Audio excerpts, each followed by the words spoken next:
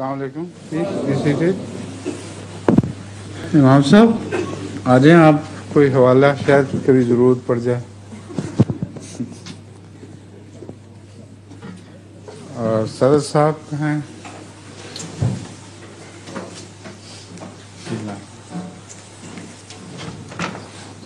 और अनीस साहब आप भी अपनी जगह पर आ जाएं।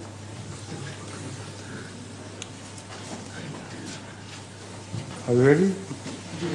All the preliminaries have been taken care of.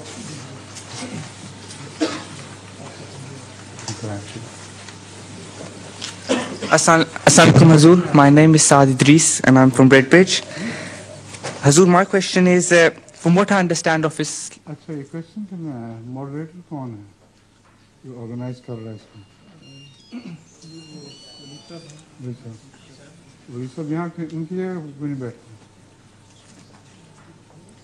Waleed, आप कर रहे हैं इसको ऑर्गेनाइज? बैठिए जी। Okay.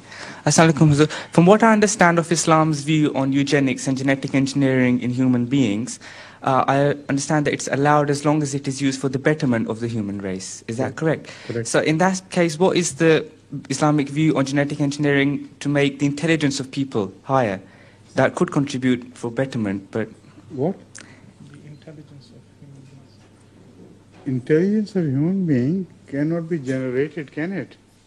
Scientists believe it can possibly be by genetic engineering. They could make humans which are born more intelligent. I doubt if they can, because I have not read anywhere if intelligence can be artificially created in human brains. It all depends on the definition of intelligence. Intelligence is composed of many factors, memory being one of them. So memory can be improved. So far, I think scientists have made the breakthrough that they can improve the memory. In what sense? In the sense that previously it was thought that all the brain cells who once die can never regrow. Now, this theory has been proved wrong, although it was held unanimously by scientists for a very long time. Now, on this they pin the hope that they will be able to build new cells. But the fact is that according to the discovery, the cells are already being made. So what they have proved false is that in the past the cells had always been growing, but the scientists could not experiment on these. So there was a Swedish scientist who pioneered this research, and he happened to have access to some hosts on which he could experiment. But that happened accidentally as a byproduct of his research, his other research. Some people, while they die, offer themselves for medical experimentation. So he found some such source and he got hold of a few brains.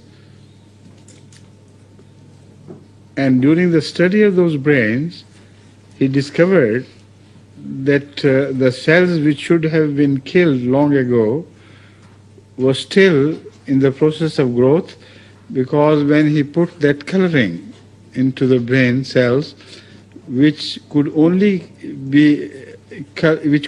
color newly generating cells, not the old ones. So there he saw in amazement that cells were already growing. So the major part of intelligence is memory. As in computers also, memory plays the most vital role. So based on this information, they thought they could give some additional medicines which would help these cells to grow faster. It is just in the offing. Nothing is definite. But apart from that, the other factors which are responsible for the total build of the memory have not been fully analyzed, and the scientists have achieved nothing to claim such a tall claim. Right? Yes. Hazur, could I ask another question, if you have your permission? Hazur, have the dramatic arts, for example, theatre and film, any place? Have the dramatic arts, such as theatre and film, any place in a Muslim society? Can we learn anything from them? You see, arts and drama, Yeah. they are the two things, two branches of the same broad word which describes these things as arts. So it cannot be, the question cannot be answered in generalization, because many arts have started deviating from pure science, not science, but pure work of human imagination, to such fields as are also dangerous for human morals. So in this way, like all other Western achievements in science and philosophy, etc., are moving towards making man more immoral. So also the arts is moving in that direction. Even poetry has been adversely influenced.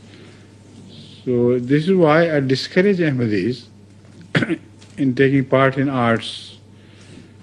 Moreover, when they build imaginary figures, say, let's call sculpture, when they carve figures out of stones or any metal, this basically is not approved by Rasulullah sallallahu alaihi wasallam. Because although the intention of the modern sculptor would not be to build imaginary gods, but these images, these idols, actually promote this tendency of human mind to attribute things to these things. Particularly when there is a large area of people who still worship idols, like India and so many others.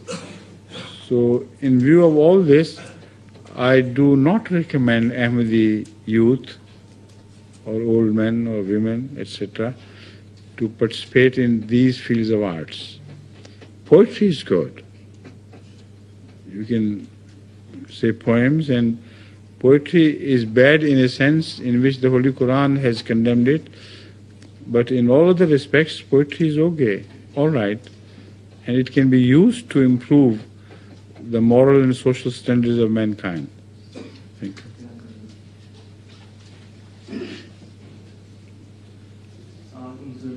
My name is Hamid from Earnsfield. In a previous question and answer session, I remember somebody asked the question, what is the difference between the mind and the brain? Yes. And what I understood from the answer was that the brain is like a tool, and the mind is same sort of thing. Brain is like a what? Like which the mind controls the brain. But when I spoke on this subject, I said brain is like a computer. Oh yes. And mind is the operator of that computer. Yes. A computer, however advanced it may be, requires an operator. Now they are thinking of building the operators of the computers in the computers themselves. So it can be said, in a manner of saying, in a manner of speaking, that here is a human brain in which operator is also computerized. But they forget the fact that the human brain is operated by that mind which can think. And this computer brain cannot think.